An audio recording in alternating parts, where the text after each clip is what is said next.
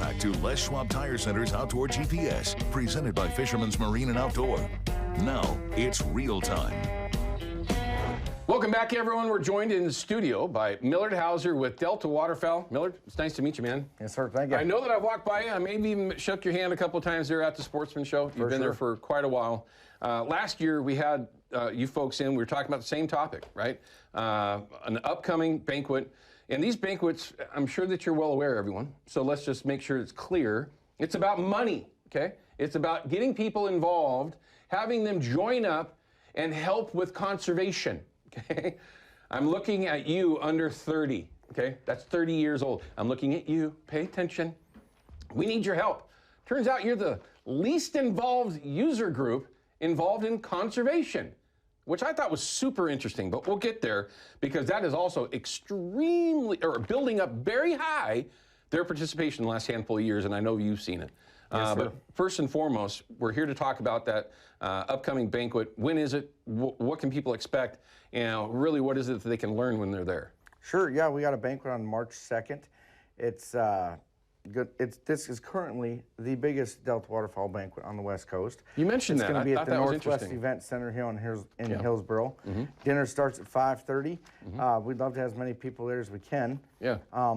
Family friendly. You know, we got lots of prizes for the kids.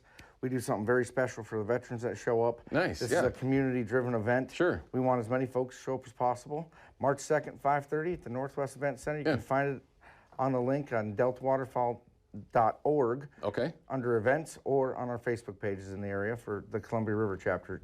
Okay, and that's the one that you represent as the Columbia River.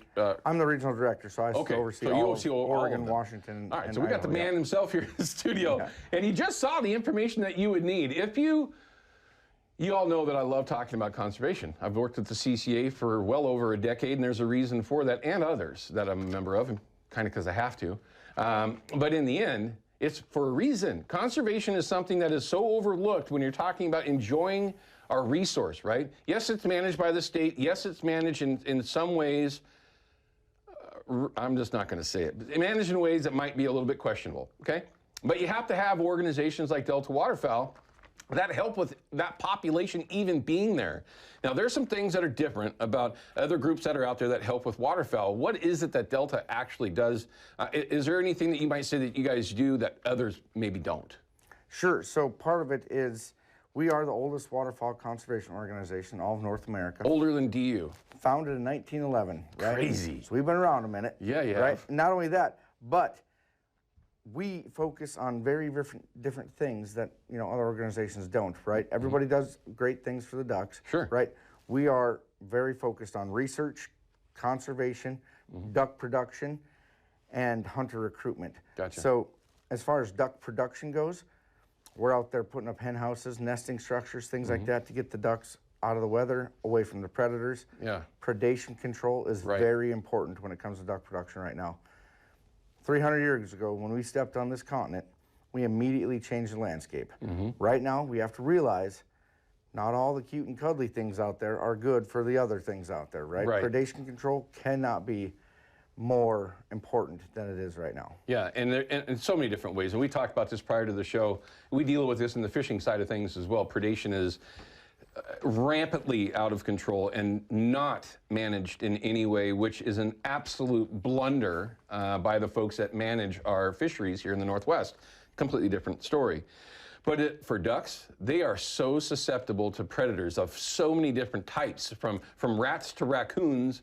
They're on the ground, and if they aren't protected, that's just instant food. There's nothing that's controlling those populations, but Delta just does some amazing work up there doing that specifically, and others. You talked about a survey that was recently done talking about pintails, which we can't get into, but at the very least, it was a 2-year process that really enlightened everyone on what is actually happening with pintail as a population. And that's something that I'm sure other organizations have done, but you guys are right in the middle of those sorts of things. Oh yeah, we spend a lot of time doing this kind of research, right? If we don't protect our ducks, there won't be any ducks, oh, right? God, yeah. Even from themselves. So pintails outweighing them. Drakes to hens, 13 to 15 to 1. Yeah. That's a problem, right? Right. And again, that's a different type of predator within a single species. Sure, right? sure. When ducks breed. It is not a pretty thing that happens, but guess what? It happens, and we need to do our part as well with that fact too. Yeah, I had never heard it before. Fix part of that problem as conservationists. Yeah, I literally never heard. You know, obviously, you got to have population standards, right? Male to female, how they're going to reproduce, what's best for that particular population or species, in particular, in reference to pintail. But there's a lot of it. And these are all things that you can learn at this Delta Waterfowl upcoming banquet. Again, before we cut out of here, which is now, for all you folks out there that love to hunt ducks, love to hunt geese, love to spend time in the woods chasing anything really. If you are a conservationist, which hunters and fishermen are the original and the most powerful conservationists in the country, in the world, quite honestly, the ones that will take care of our species that we like to chase the most are the ones that love them, and that's us. I know there's a lot of people out there like, how does that make sense? Just think a little.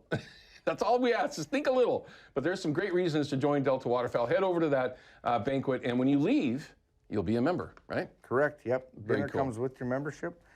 All are welcome. Very cool. Get a chance, go over and do so. You will not be wasting your time. And you never know, you might meet some folks and have a chance to go do some duck hunting as well, which is always nice, especially if it's on private land and they can't come back to swoop it on you. It's nice to meet you, man. Thanks very much. Thanks for coming in. I wish things could be a little bit longer, but there's a great reason to be part of Delta Waterfowl, and here's an easy way that you can do it. So we'll be back in just a couple minutes. We're going to have Don Newman from P-Line up on the Quinault live, chasing steelhead on one of the most incredible rivers in the country. Just that simple. We'll be right back. Outdoor GPS is brought to you by Chevy Silverado and the impressive new Turbo Max engine. Flex your muscle with the strongest, most advanced Silverado ever. Official truck of Outdoor GPS.